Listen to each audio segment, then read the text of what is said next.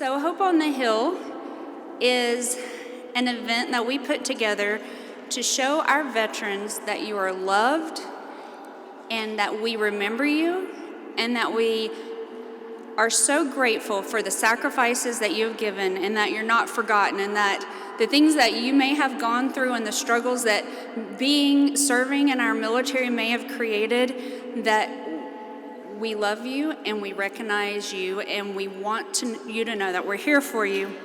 I just wanted to share with you a little bit about how I started this whole journey. So suicide has been very close to my heart. Many people that I've been close to have lost loved ones. And in 2000, I think it was 2013, our local high school lost 8 children to suicide. And that year, one of my children became depressed. And I knew that none of those parents could have known they were going to lose their child, because if they had, it wouldn't have happened. And so it led to some PTSD for myself, because I was so worried that I wouldn't know.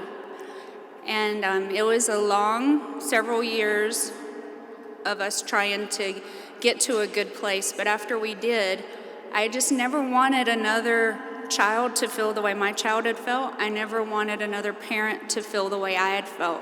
And so that began my mission for suicide prevention. And because I have homeschooled my kids, and we have gained a huge love for our country through the books that we've read and learning about our founding fathers and our Constitution, we have gained such a love and respect for our veterans. And that's where this whole event started, and was in just wanting you guys to know how much we love you and how much we are so thankful for you. And so tonight I have a special guest who is here, who this night wouldn't be possible without. He was he is the head of a foundation and was the first person who believed in what I was doing. I had a hard time finding, Texas Roadhouse had offered to donate the food. And I had a hard time finding a venue that would let me bring food in. And since the food was free, that was a good half of our thing. And so, and then I really wanted it to be at the state capitol for our veterans. And so I reached out to Gary Porter with the Church of Jesus Christ of Latter-day Saints Foundation. And actually, he sort of reached out to me. I reached out to a venue who said they don't take food in, but Gary happened to be in the meeting and said, "Give me a call, I'll help you." And he has been our sponsor for this beautiful building every year, and we are so grateful. And so Gary will introduce our speakers to you tonight, and I'd like to give him a big round of applause, please.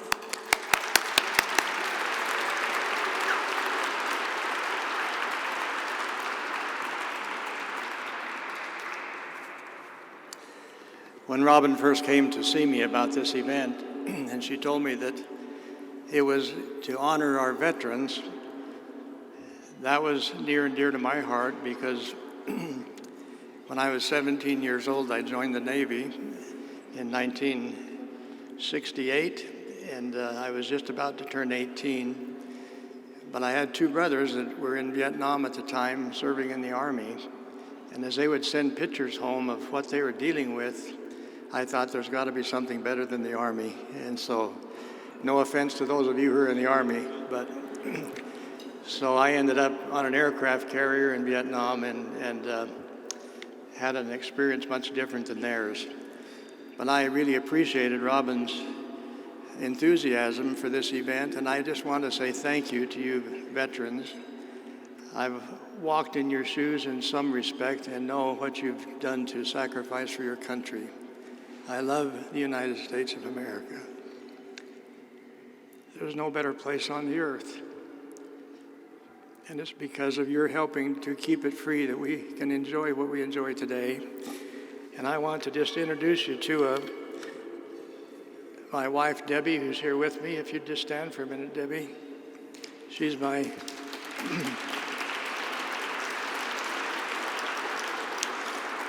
She's my inspiration and greatest cheerleader. Thank you, honey. So I'd love to introduce now, and it's a pleasure to introduce Shilo Harris, who's really a hero, an American hero. And he's also a motivational speaker.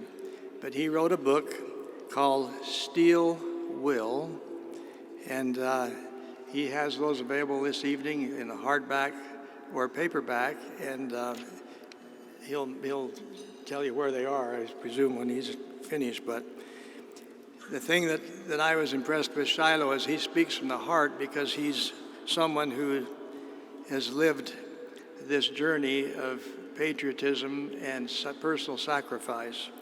He speaks from the heart as a veteran, a professional, and a husband and father. He's not only a combat survivor, but he continues to serve our nation through speaking about freedom, joy, and adventure. Through his influence of empowerment, he inspires investors, managers, entrepreneurs with creativity and humor. In his new book that's soon to be released, he and Jamie, his wife, bring corporate leaders to setting new goals. They bring Americans to embrace freedom. They lead lost souls to recovery and self-discovery. Shilo has been given a purpose to inspire positive life changes to anyone. So Steel Will, the book that he wrote, chronicles a journey of pain and suffering, but also strength, persistence, love, and resiliency of the human spirit. Shilo will be signing and selling his books following this presentation, and a portion of the profits for these books that he'll be selling today go to veteran and caregiver-based nonprofit organizations. So you're welcome to go and get your signed copies today. And so tonight he'll bring passion, inspiration, and energy. And so Shilo Harris, we welcome you to the stand.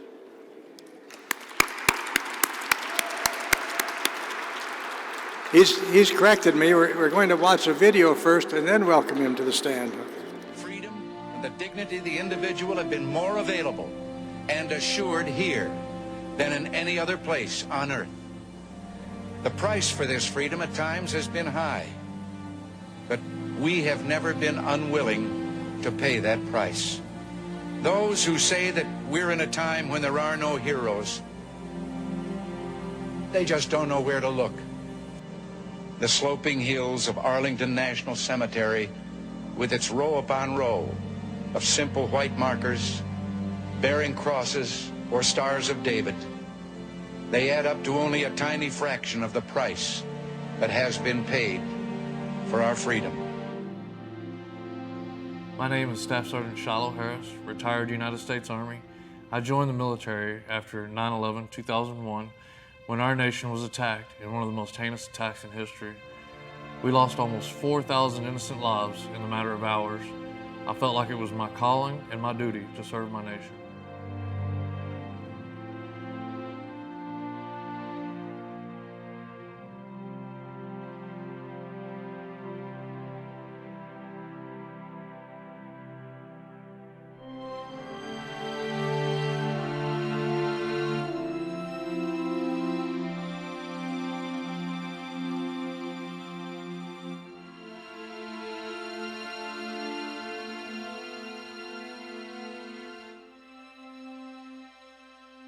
My injuries and my scars are a gift.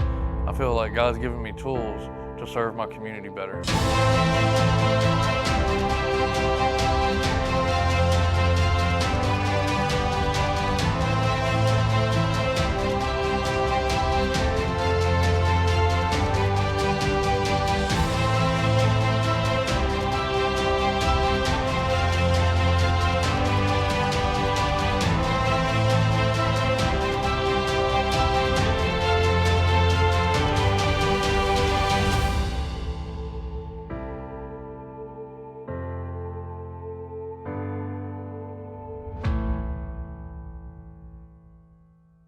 Already cheering, so I guess my job's half done, right?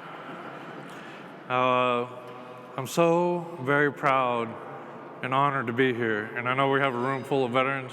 Thank you all so much for attending tonight. So before I really get started, I have to tell you a little story. hopefully get you warmed up a little bit. I grew up in a little town called McCamey. It's out there in West Texas around Odessa, Midland. Anybody familiar with that area? Oh, we got a couple, okay. Well, for those of you that have been there, you know it's quite a bit of desert. I think that's good preparation for me to go to Iraq. For those of you that hadn't been there, you're not missing a whole lot. In fact, some people don't like the smell, but those people that live out in West Texas, they say that's the smell of money, because that's the oil business out there. But yeah, I grew up out there in West Texas, and as you can imagine, I get invited to a lot of outdoor events and hometown events and that sort of thing. Always proud to do it. But West Texas, it's not quite Iraq hot, but it's pretty dang hot out there. What a lot of people don't know, as me, as a burn survivor, I have a hard time regulating my body temperature. I mean, it's literally like I'm wearing a jacket all the time. And so since it's a little warm in here tonight, I decided to skip the jacket. In fact, I'm a little ashamed that I didn't wear my uniform, because I can tell that this audience, you're a special audience. Y'all are absolutely filled with patriotism, and that makes me wish that I had wore my uniform to show you how much I appreciate you being here to support this organization, to support me, to support our brothers and sisters that have served in the military. So thank you so much for that. Now again, I'm headed out there to one of those hometown events. I'm riding along in the pickup, and I realized, I looked down and I'm like, wow, I guess it came true. You know, as I traded in my combat boots for cowboy boots, got my big belt buckle back on, but I didn't have a cowboy hat. So I decided, you know what? I'm gonna go to a Western wear store and get a cowboy hat. There we go, we got a cowboy hat. You know what I'm talking about. You gotta complete the outfit, right? Well, that's one thing. But two, me being a burn survivor, you know, I wanted to help kind of keep the sun off of me. Because like I said, it gets West Texas hot out there. Well, I get to the Western wear store and I tell the little girl, I said, hey, you know, I don't even know what size my head is nowadays. So let's start small and work our way up. Well, she did what I asked. She brought over a couple of hats. The first hat was like a child's hat. Had the elastic band in it and it barely sat on the crown of my head. Well, clearly that one wasn't it, right? So I was pulling it off. And like a good salesperson, I think she figured she could just size me up. Well, as I was pulling that hat off, she set that other one up there and popped it down. Well, when she did, both my ears popped off. Hey, come on, I just pulled my ears off. That's funny. I even wore my Spock ears for y'all. You nailed it earlier. You're like, he's wearing his Spock ears. I am. So, ironically, I don't wear them that much. My wife, Jamie, which you'll get to meet here in a few moments, she's like, oh, don't worry about it. Just go natural. I'm like, all right. But anyway, so there I am. I'm in this Western wear store. My ears pop off, and they're kind of rubbery. So literally, they're bouncing around on the floor. Now, part of the story is I hadn't had my ears very long. So therefore, I didn't really have very many good catchphrases or moments. And believe it or not, I was extremely embarrassed. It takes a lot to embarrass me. But this is all new. My ears are bouncing around, and I'm scrambling around trying to find my ears. And then I realized I'm out in West Texas. I'm not in San Antonio. San Antonio's, you know, they're used to seeing guys like me. You know, amputees, burn survivors, people missing limbs, and that sort of thing. That's where we go. Well, here I am out in West Texas, and I'm about like this, and I look up, and that little girl was just like, yeah, I scared her to pieces, and of course I didn't mean to. But again, I didn't have anything to say. Well, the first thing that came to mind was, ooh, I bet that happens a lot to you, huh? She wasn't having it. Well, I get myself put back together, and I could see that our relationship was coming to an end. So I was like, you know, I think I'll just look around. And I got onto my event. I didn't get the hat that day. So just so you know, that's one of the questions almost everybody asks afterwards. They're like, so did you get the hat? I didn't that day. I figured maybe I needed to order smaller ears. Well, I get onto my event, and I'm telling my buddies about it. One of them's a Vietnam veteran, and the other one's a Baptist preacher. God bless our Vietnam veterans, right? God bless our Vietnam veterans.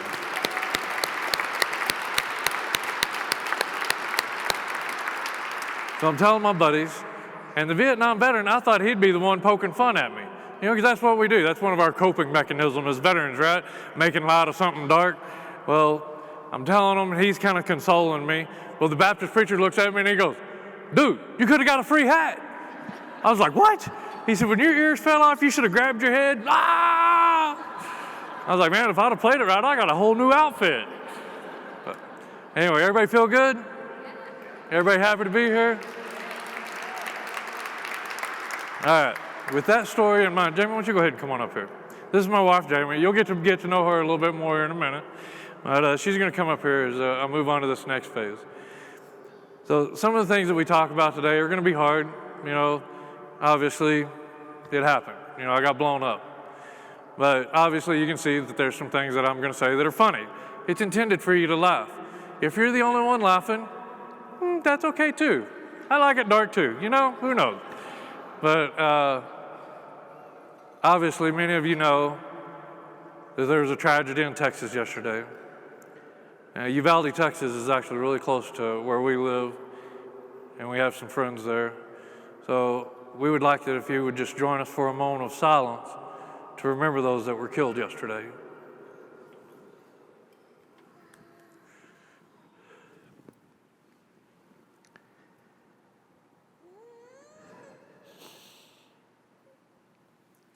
Did you want to say anything?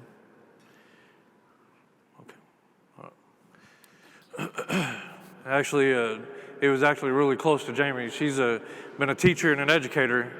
One of her friends actually worked there to school, and a couple of her clients are out there in Uvalde. So anyway, bear with us. Again, you know, some of the things that we say, there's going to be a balance tonight, so follow with us. As you saw from the video, I joined after 9/11/2001. And just to reiterate, and I know that almost everybody in here knows what that means, and I know that we've got some younger audience in here that, you know, you've attended Remembrance Days and Memorial Days, that sort of thing. But just to reiterate, it is the day that our nation was attacked in one of the worst attacks in history. Not just American history, but history in itself. We lost almost 4,000 innocent lives in the matter of hours. I felt like it was my calling and my duty to step up and serve my nation, just like a lot of other young men and young women that went out there and joined the United States military to serve their nation at a time of, they knew we were going to go to war. I wanted to take the fight to them. I came from a family of veterans. My father, my grandfather both served in the military. My father was a Vietnam veteran. My grandfather, World War II, Korea. And, you know, I just grew up on those stories. Now, did you already have them up there? I wanted to show them a picture of what I looked like before I got hurt. Let's see if we can get back to that. Oh, we can't go backwards? Oh, okay, all right. Well, that's all right. Right here. Oh, there it is. All right. So that's what I looked like there before I got hurt, there in the red shirt. Sorry, I made you work so hard for that one. I just had to get another giggle. But anyway, so, you know, it's like I said, I grew up on those stories, and I knew what I wanted to do. Hey, wait. You know, you honored the Vietnam veterans, but here in this room, we have a really special guest. We do. Bob, where are you? That's you, buddy. The greatest generation.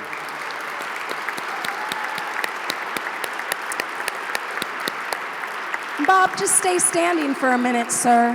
Please, stay standing. Stay standing. Stand up. Stand up. So not only Don't make him stand all night. is Bob, tomorrow is his birthday. So I feel that you guys would love wishing him a 95th happy birthday. Oh, so yeah. let's sing happy birthday to Bob. You ready to kick it off, babe? But Bob? All right. Ready? 1, 2, 3. Happy birthday to you. Happy birthday to you. Happy birthday, dear Bob. Happy birthday to you.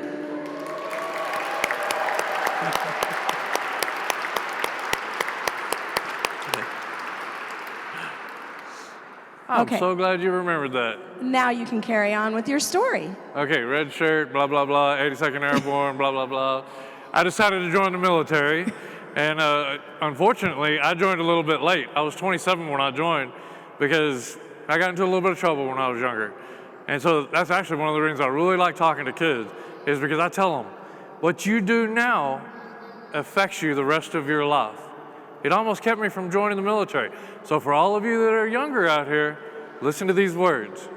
What you do now follows you the rest of your life. Don't mess it up, because there might be something you want to do one of these days, and something that you did when you were a kid is going to hold you back. I'm fortunate. I was lucky that I was able to join.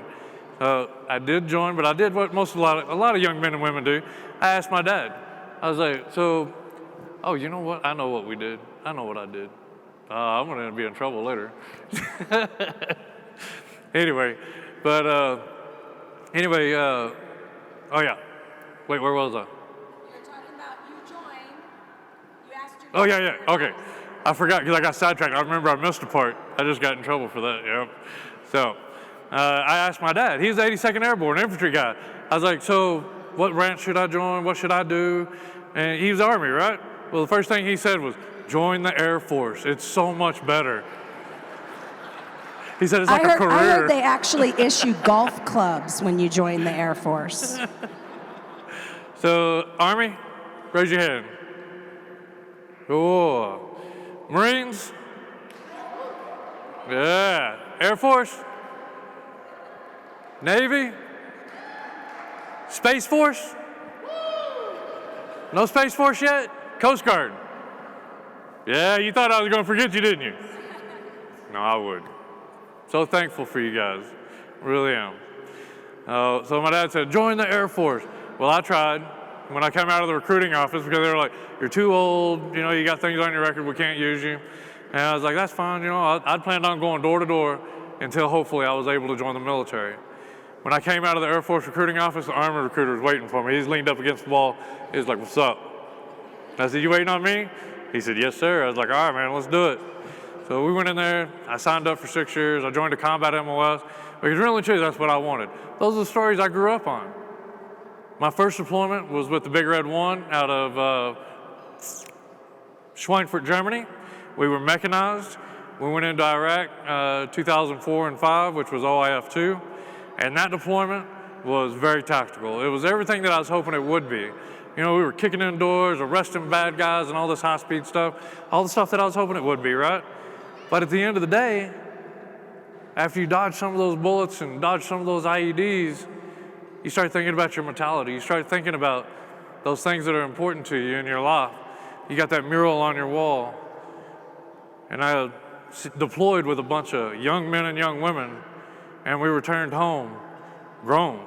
You could see the age, you could see the maturity that that 1 year deployment will wear on you. Taught me a lot for my second deployment. My second deployment was with the 10th Mountain Division out of Fort Drum, New York. And this time we were light, which means we were doing a lot of infantry style work. Again, kicking in doors, arresting bad guys. But we're also there doing more of the humanitarian stuff, hearts and minds. And this was OIF 4, so 6 and 7, 2006 and 7. And it was really rewarding because I got to see both sides of it. You know, we were delivering medical supplies, delivering school supplies, helping rebuild schools, escorting medical teams into areas where people had really never ever seen a doctor. And a good story to give you an example of that for those of you that don't know. And when I say this, you know, a lot of people look to their elders for advice. And the same thing out there. Well, there was a young man, we were set up on an OP or an overwatch position, and we were watching a site. And anyway, there's this guy kept coming in and out of his house after curfew. So we were like, okay, well, he's either wanting to get our attention or he's trying to sneak out. So we went and we checked it out, and sure enough, he was trying to get our attention. What was happening is his wife had had a miscarriage, and she was bleeding really bad. The local elder gave her a bottle of aspirin and said, take these until the bleeding stops. And we all know that she probably would have passed away. So, you know, there's just sometimes seeing things like that really helped me understand why we were there, because I was absolutely there to help people. And I know that a lot of the veterans that have served feel that same way. On February 19th, 2007, on that second deployment, we got a call to investigate a possible IED in our area. Generally, what that means is we have to get there as quickly and as safely as possible. Because nobody wants to get hurt. IEDs aren't prejudiced. They don't distinguish between a vehicle loaded down with military personnel versus a family that lives in the area. So we wanted to get there as quickly as possible. We didn't get to take all the necessary precautions. Once we get to the site, or once we started transitioning to the site, we had to transition through an area that was extremely high risk. A lot of people know it as the Sunni Triangle. All the roads out there were named after heavy metal bands, rightfully so, because, man, that first deployment, I had never seen anything like that. There were IED holes every 20 to 50 meters on some of those roads. It was incredible. Some of the holes would take up the entire width of the road. Now, with that being said, we knew that they weren't trying to hurt us. We knew they were trying to kill us. But we still had to work those roads, and we did. We got that call. We're transitioning down Route Metallica, ironically, one of my favorite bands at the time. And my Humvee was hit by an IED that they estimated to be about 700 pounds of explosives buried in the road. It is a miracle that I survived. It is a miracle that my driver survived. Unfortunately, I lost 3 friends that day. In America, I lost 3 of her children. My gunner and my 2 dismounts were killed in the blast. These are our heroes, honestly. And I think for those that have ever put on a uniform, agree with that statement. Some gave all. Those are our heroes. Just like Reagan said, those white markers. And right now, we need heroes. We need to lean on those memories, and we need to preserve the veterans that are right here in this audience. We need to preserve the veterans that we come across. They need you to say thank you. Even if they don't want to hear it, they may need to hear it. I know it bothers me sometimes when somebody says, "You're a hero, Shilo." No, I'm not. I'm a soldier. I soldier on. That's what I do. Thank you, though, for calling me a hero. It means a lot to me. But it's bittersweet. After the blast, I don't remember a lot because I was knocked unconscious. Once I did wake up, I tried to key the hand mic and I wasn't hearing anything because that's what you do when you're the truck commander. I was trying to key the mic. I looked over and the cable was burnt completely off. And I was thinking, well, all right, well, now what? You know, I'm looking around the truck and I didn't see anybody. And I could feel the flames and the heat, so I knew I needed to get out of the Humvee. Well, I start pushing on my door, the only door left on the truck. 3 of the 4 doors were blown off, the entire top of the truck. I'm starting to push on my door, and this arm felt funny. Obviously not funny, haha, but it just felt, weird. Wasn't hurting yet, so I still knew the urgency of getting out of that Humvee. And as I'm pushing on the door, I didn't realize that what had happened when that IED went off, it lifted up the Humvee up in the air, and when it came back down, that door embedded in all that asphalt and the stuff from the explosion, dirt and stuff. So it's a miracle that I was able to kick myself out of that Humvee. Once I got out, I'm standing there and I'm taking in all that carnage and the debris and the smell. Seeing everybody, it seemed like they were just running around kind of chaotically. Well, as an NCO, I started barking orders. I'm like, hey, start pulling security over there. Hey, start calling up the 9 line. Who's taking care of Adam? Adam, the driver, he's over there, he's a big kid, he's wrestling with everybody. You can see he's got blood everywhere, and I'm trying to bark orders. Well, all of a sudden, everybody just stops, and they started looking at me. At the time, I didn't know why, but I'm sure it was because of the way I looked. But at the same time, I survived 2 blasts, the IED, and then while I was left in the Humvee and they started taking care of the driver, the AT-4, or the handheld rocket, cooked off and caused a secondary fireball inside the truck, which probably burned me even more. Fortunately, I survived both of those. I got my attention redirected over here to the lead vehicles. I was the 3rd truck in the convoy, and one of my buddies is waving at me. He's trying to get me to come to him. And I could see his mouth moving, but I wasn't hearing anything. It was kind of like that altitude. I could feel my ears had a little pressure. And all of a sudden, my attention got redirected back over here. My leg was burning. Well, I looked down, and the flames licked me in the face. My body armor was on fire, and the material from my body armor was melting and running down my leg. So that was burning right then. I knew that I was on fire. I had to get that taken care of. I get that fire put out, I get my body armor off, and then I realize it's probably another divine moment, divine intervention, because not only did I survive the blast, not only did I catch that fire, but that was my ammo pouches that were on fire. I had 200 plus rounds that was about to start cooking off. So get that all done, and I turned back around to see what my buddy wanted. And he comes around behind me, and he grabs me and starts running with me, trying to get me away from my Humvee. And when our bodies made contact, my ears popped, and I heard it for the first time. Pop and a zing, pop and a zing. There were bullets flying all around me, and I didn't know it because I couldn't hear them. Now, think about that for a second. He ran out there towards the bullets to save his brother, save a fellow service member. That's the kind of men and women that you have sitting in this audience tonight. The men and women that run towards the bullets. The men and women that are willing to put themselves at risk for others.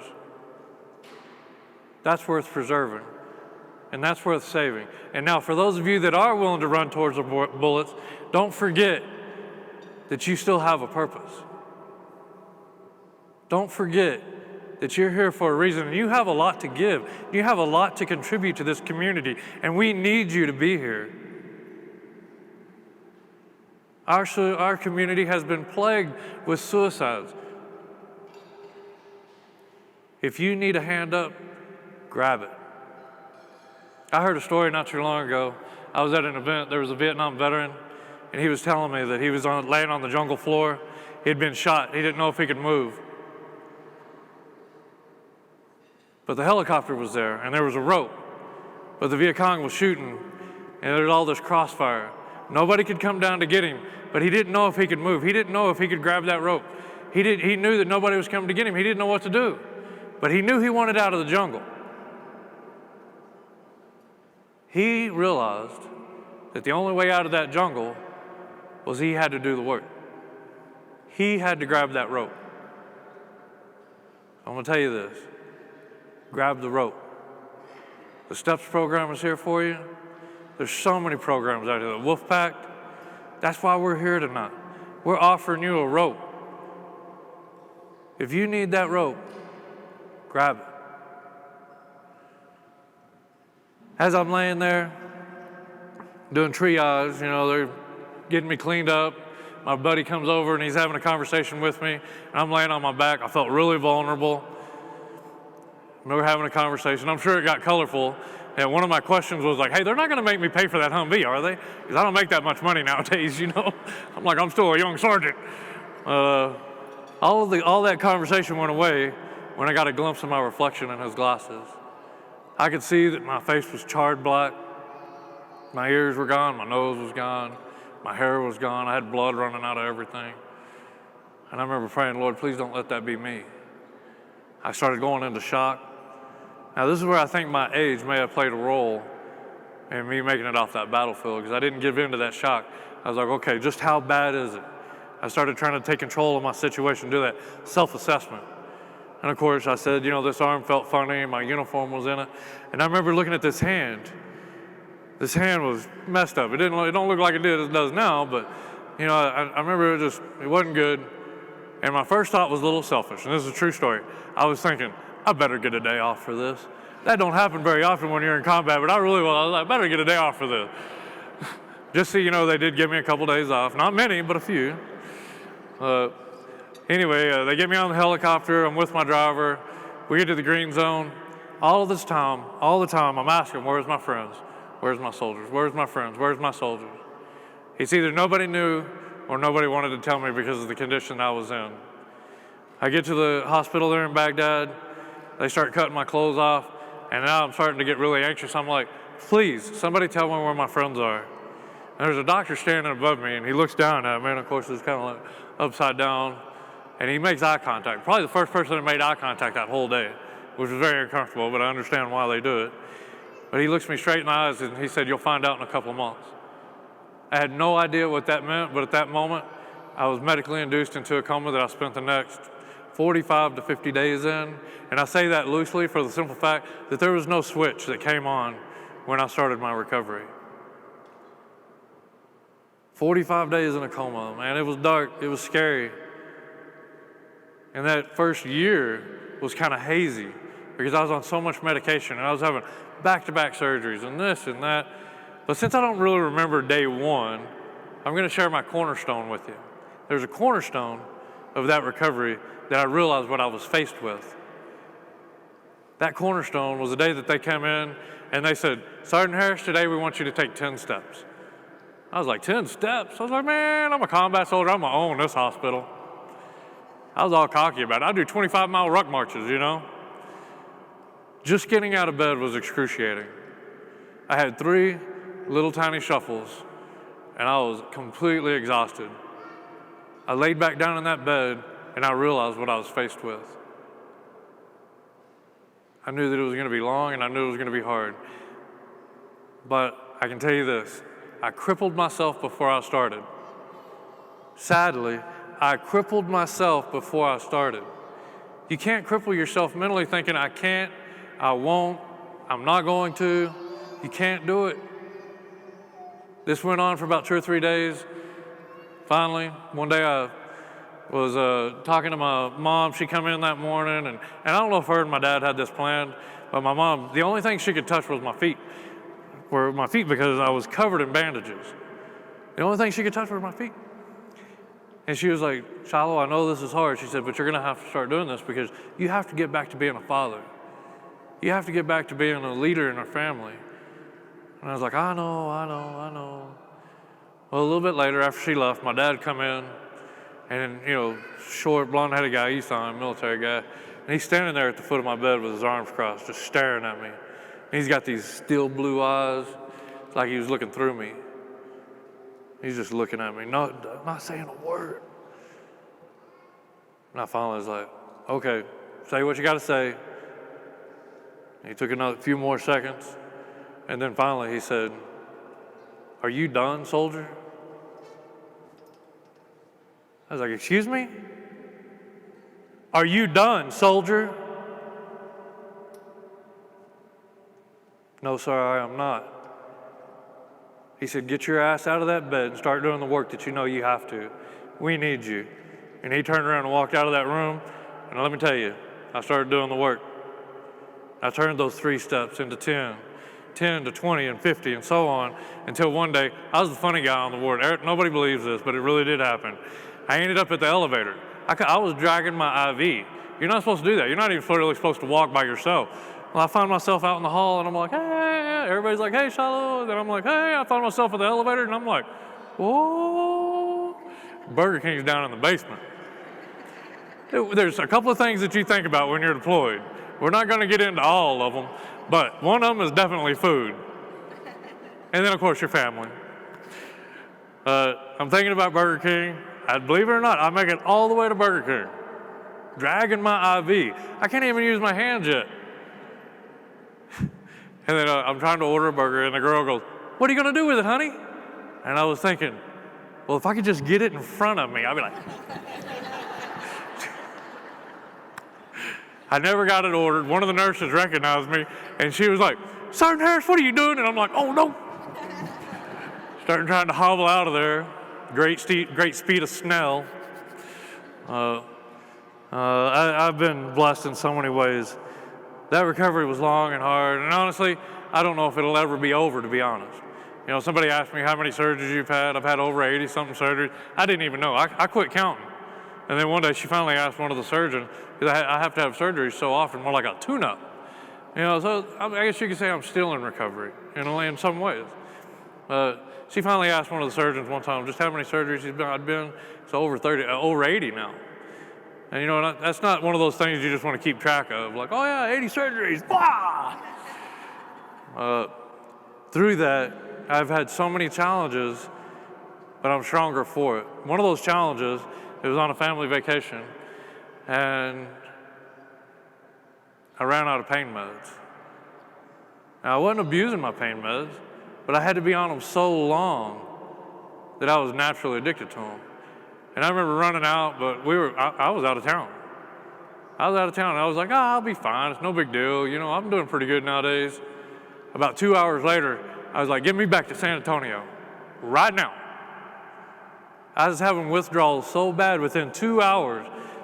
That's how many pain meds I was on, that I felt like if I could just put my feet through the floorboard of that truck and do the Fred Flintstone to make it go faster, I mean, that's how bad it was. And that's when I realized that those pain meds and the continuation of me staying on them was depleting my life. And I had to make changes. I had to make changes for quality of life. And I started looking into holistic ways to heal and get natural help so that way I didn't have to take those medications. And I can tell you today, I'm off all my pain meds. And I live a very natural life. All pain, all meds. And I'm off all my pain meds, that's all I'm saying.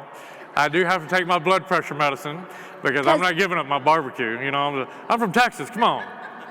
You know, y'all know what I'm saying. She don't like it when I do that. She's like, put that hillbilly back on the pocket. A lot of the changes that has happened in my life has been because of her. In 2010, 2011, I felt like I was doing really good. I got rear-ended by a semi. And since I dealt with pain pretty regular, I didn't really think much about it. But I started dealing with pain again so much that I was back on pain meds. And I was dealing with pain so bad that I was throwing up. And then I started drinking. And then I started abusing my meds. And then one day I walked into the bathroom and I was gonna end my life. Nobody wants to talk about those dark moments. I have to. I have to talk about those dark moments because it is a relevant conversation in our veteran community.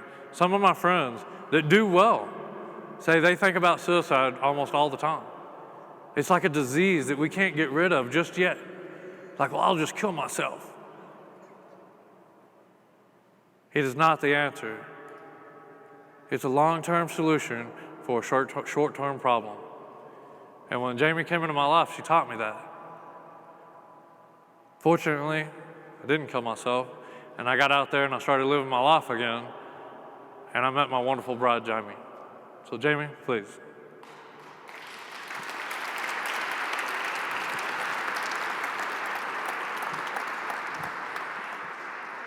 Thank you.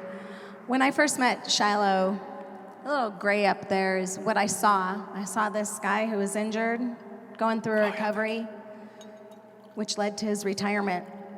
And some of us don't want retirement. Some of us are forced into retirement with our circumstances, and that's what I saw for him. He wanted to be in the military for life. And in a way, he's still serving. Thank you, babe.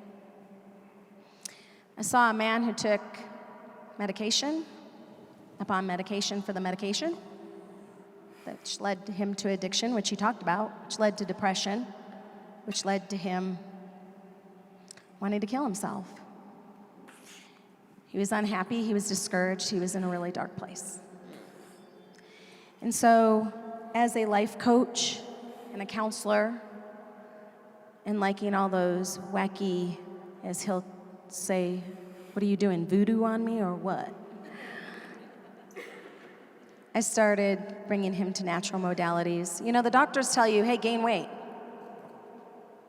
They don't teach you how to gain weight. He was thinking, oh, Burger King, as he talked about a minute ago, not avocados. So we started making smart goals. We started working on his mental strength.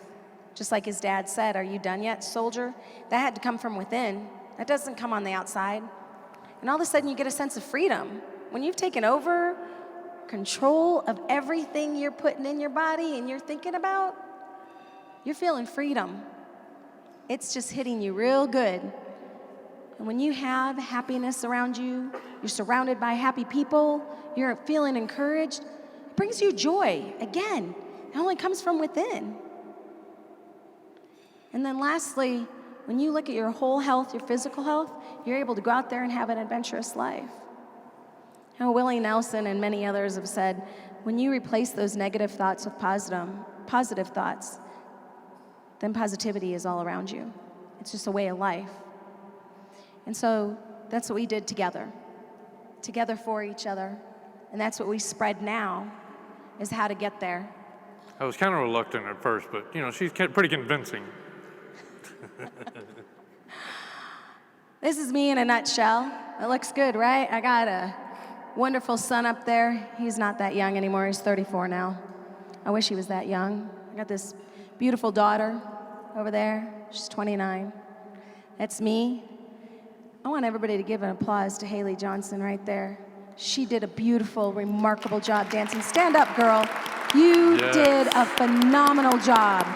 Wasn't that just beautiful? Pure peace. Peace in art. Thank you for doing that for all of us here tonight. Beautiful. Had a mom. I call her a huppie, a hippie yuppie. She taught me the natural modalities, or she kicked it off. I took it to a whole new level. And that's who I am today. I look pretty good right there, right? But I've had my struggles. I've had hardships. I adopted my kids. My son was 12, my daughter was 7. And I don't like cussing, but I'm gonna cuss, but they had a pretty shit life up until they came into our house. It was a fight to get them. I struggled. I struggled with the state. I struggled so hard. And now they live good lives. They're educated, they got good spouses, living a good life now. And then here's me, a little bit more adventure. I know myself. I know who I am. I know I need people. I know I need to live life on the edge, not dangerously. Maybe, jumping out of airplanes, it's pretty cool. He's getting certified. I still like to be strapped on somebody who knows what they're doing. That way I don't have to worry about what's going on. And with that, we all have our daily struggles. All of us, each and every one of us. Nobody goes through life unscathed. And the funny thing is, we lie to ourselves first. We lie to ourselves first. We don't think we have any of these issues. I'm good. I don't need anything. I got this. So speaking of that, when I met Jamie, yes, she became a indirect counselor, but I want to say more importantly, she became a life coach for me. And as we were interacting together and I got to know her better, I realized that she seems like she had PTSD. And at first she was a little bit in denial behind it, but she experienced something when she was younger that carried on with her throughout her life. And together, we've really worked well together. Now, one of the things that I skipped in the beginning when I took that pause and was like, I know what I did, I skipped all of those steps for life. Now, when I've been out doing this motivational speaking thing, which is a career I didn't necessarily seek out, it just accidentally happened. I just walked into the right room one day and I was kind of on stage, honestly. It was just a small group of incoming cadre and doctors, nurses, that sort of thing, people working in the ER. And they said, are you our guest speaker? And I said, no, but I can be, kind of joking around, right? And anyway, it literally led to a Q&A. They liked what I said.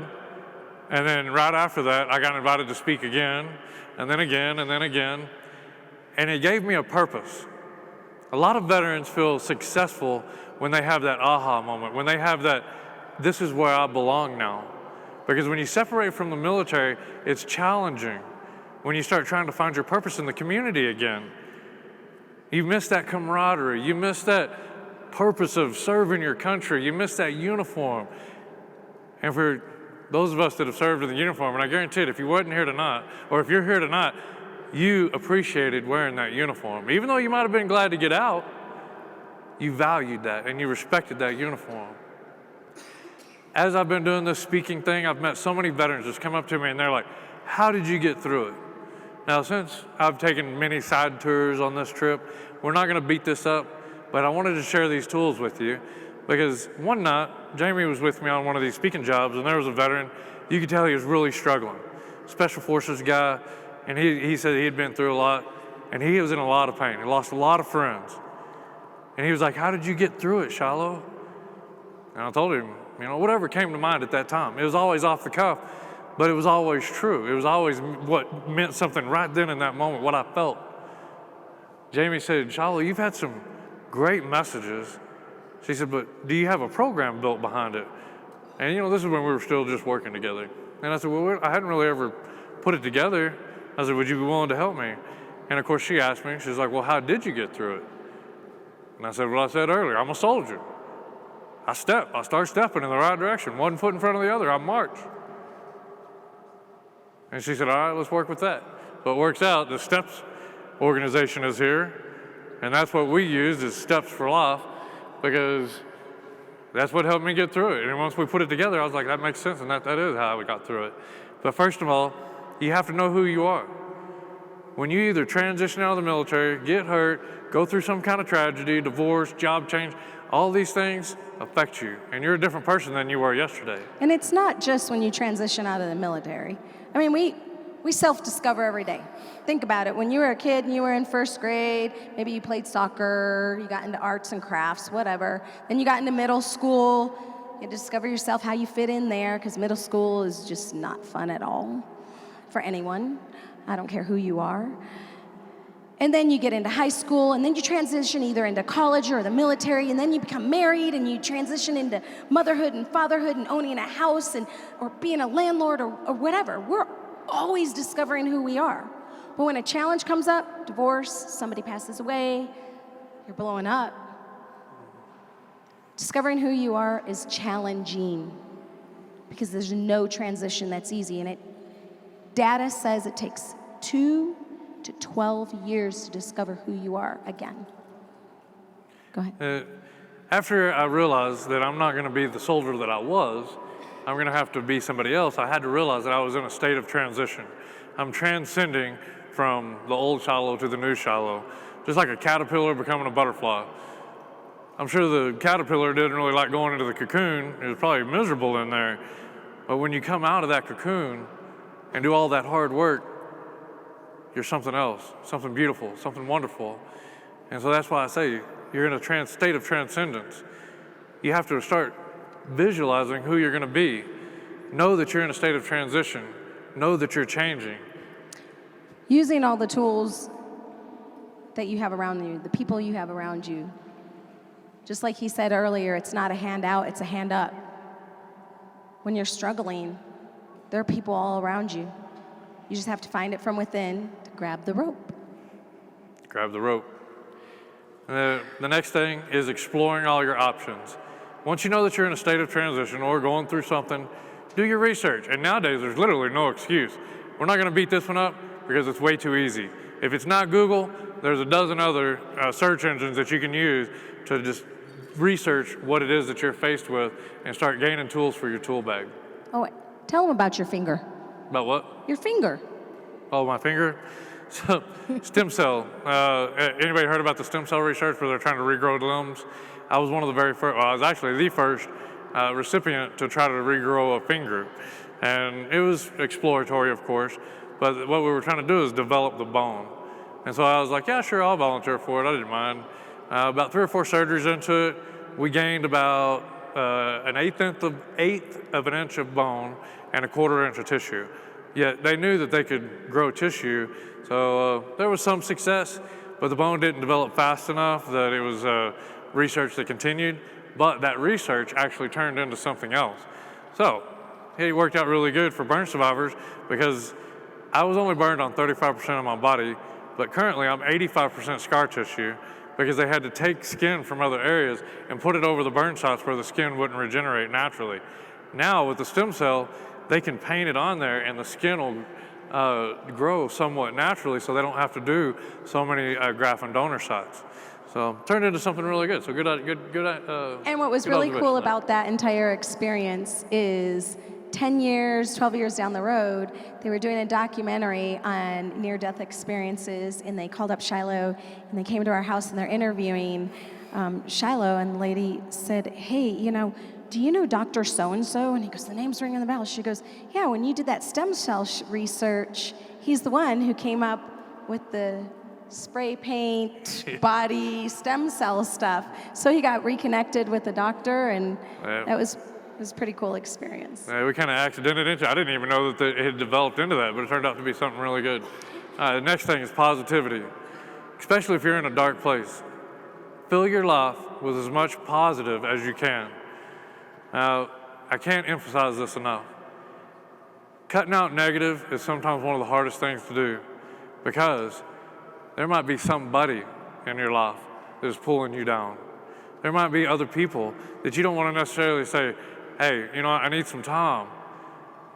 But you have to start cutting off that bad stuff and start filling your life with positive influences. Start watching for positive people in your life. Start making new friends, getting out there and getting involved in a club. And going through a program like STEPS, I'm gonna tell you something about that. I gotta tell you this, because there's a lot of veterans that don't wanna be the weak link, because that's what's ingrained in you from basic training day one. Don't be the weak link, don't be the weak link. And it is hard. It is hard to accept help because you don't want to be the weak link. One of my friends, he was a master for a while, and he got to telling some people, he was like, yeah, the VA don't do anything for me. I was this, I was doing that, and it was all kind of really crazy stuff. And that night, me and another veteran pulled him off to the side, and we were like, hey man, it was like, so what did your counselor say about that? And he said, well, I'm not gonna tell my counselor. I don't want him to think I'm crazy. They should just know how to help me. Well, if they don't know what you're going through and they don't know what you're doing, they can't help you. Look on the positive side of it. If you're going through a dark space, find some light, find some people, but you have to be willing to open up. Getting help does not mean you're weak. One of the hardest things you can do is open up and get the help that you need. And there's a difference between being positive and using humor. Sometimes we mask the pain with humor. So notice the difference. Lastly, SMART goals.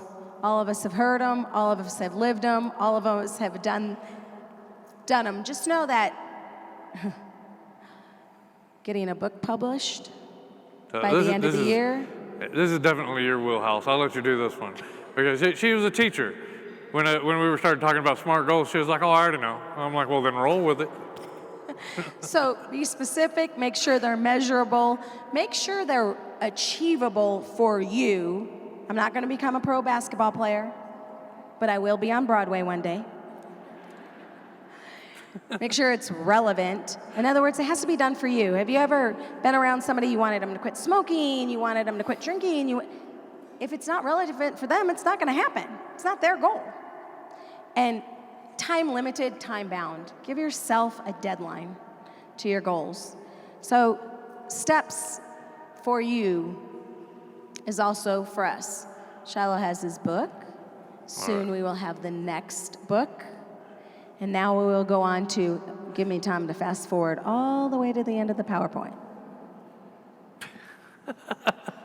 All right. So I just want you to know, again, that we're so proud to be here to share our story with you. We will be back in the back signing some books. If anybody has any questions, please come up and visit with us. Wait. Oh, you got that one? I'll skip this one. So there's what I do. I'm a counselor. I work for endeavors.org, and that's one of the nonprofits that subcontracts me out to help work with veterans and caregivers as a counselor and a life coach. I also have my own business. Well, there's also the Wellness Retreat Alliance. I work with different modalities, and there are retreats all over the United States. You can go to their website, wralliance.net, and see if you're interested in one of their retreats. I'm a huge advocate for them. I facilitate about 12 retreats a year, and this is a wonderful organization to create healing. The last bit of advice we can say for you is make sure you're starting your own journey for you. Make sure you're giving yourself, for all of us, not just veterans, for all of us, that you're giving yourself value, recognize. And I like response recognize, that you're actually respecting yourself, communication, and trust. If you have all those in your life, you're off to a good start. Do you want to do this last one? I have one more little story I'm going to share with you, and we're going to wrap it up. And it will be short, I promise. Because I know we've had a long presentation. We've gone over a lot of stuff, and we've talked about some hard things. This last story is hopefully going to uplift you. When you walk out of here, I want you to feel that we're going to be okay. And our community has been faced with a lot of stuff over the last few years. Early on in my recovery, my daughter, she was 5 or 6 years old, and we were moving into the military housing. And I was trying to help the family, get everything unloaded, boxes and that sort of thing. But I was still really disabled. I could barely use my arms, very, very limited in mobility. Well, my thing is I like to hang things. So I was like, well, I can at least drive a nail on the wall, hang my pictures, So I grabbed a hammer and a nail and I went to the wall. Very first thing I did was hit this finger with that hammer, and it just tore the skin off of it. It started bleeding. It was horrible. And here come my 5-year-old daughter. My 5-year-old daughter. I didn't realize how much she had already picked up through the recovery. She knew exactly what to do. She was like, come on, Daddy. She gets me to the bathroom, and she's doctoring me up. She's getting it cleaned up. She grabs the gauze and the Band-Aids and the wrap and the tape and all this stuff, and she's taking care of Daddy. And I'm not gonna lie, I was crying. I was crying like a baby. For one, I hit myself with a hammer, but two, all I was trying to do was help my family. And then I go hit myself with a hammer, and it caused more problems. So yeah, it hurt me here, and it hurt me here. So there I was, bleeding, my 5-year-old daughter taking care of me. We decided to walk out on the porch, and we started looking at the clouds, and we're talking. She's trying to calm me down, my 5-year-old daughter. And as we're looking at the clouds, we started talking about the shapes that we're seeing. We started talking about heaven. We started talking about faith, all these different things, and castles, and blah, blah, blah. And I realized that was a moment. I realized that there was something to this. And I asked my daughter, I said, so how do you feel about all this, about Daddy being hurt and stuff like that? And she had just got done doctoring me up. I mean, she was so proud of herself. And she was like, well, Daddy, boo. And she just started crying. And she was like, I've been so scared because I'd been going in and out of surgery, in and out of surgery. And I just took it for granted that my daughter knew. I just take it for granted that the children knew. You said something earlier, Robin, that talking about children and suicide, it's real. There is so much that our children don't understand because we assume that they do. Take the time to talk to your children about what our communities are faced with. It might save their life. But that moment with my daughter, it was special. We went and we laid on the trampoline and we're talking. And I realized, we had that moment, and I let her vent. And I realized I needed to start keeping her abreast on all these conversations, so that way she didn't let her imagination run wild. And then after we got done talking and crying, I said, would you like to pray? And she said, yeah, Daddy. And I said, would you like to lead us? Now, keep in mind, this is my 5-year-old daughter. We hold hands, and she starts praying. She prays for me. She prays for her mom. She prays for her brothers. She even prayed for her brothers. She prayed for everybody, aunts, uncles, cousins. She prayed for everybody, but if she didn't ask the Lord for one thing for herself. And I remember it hit me right then. If my 5-year-old daughter had that much love and faith for her family and for her community, I knew that we were going to be okay, and I know that God's got a plan. And with that said, God bless you.